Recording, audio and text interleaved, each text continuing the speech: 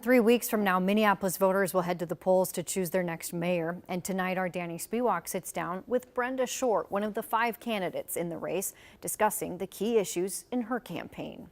If you've watched the Minneapolis mayoral debates, you've probably noticed Brenda Short. I'm Brenda Short. I'm a community member. She describes herself as a small business owner and is making her second run for office after losing a city council race in 2021.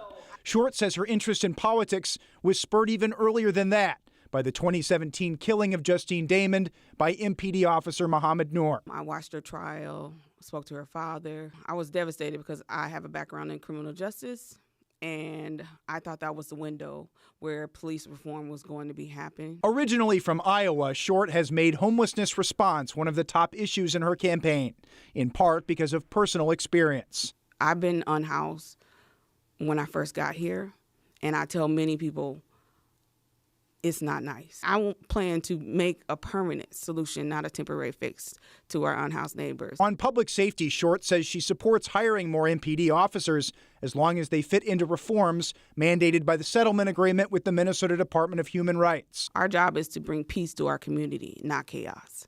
And that's what I want to start building in Minneapolis. With only a few $1,000s in campaign funds, Short trails the other candidates significantly and doesn't have endorsements from city or state leaders. But she says that's the way she prefers it. I intentionally did not ask to be endorsed by anyone besides community members and small businesses. If I don't have any endorsement, then I have nobody to answer to besides the community members and the small business owners. Danny Spiewak, KARE 11 News.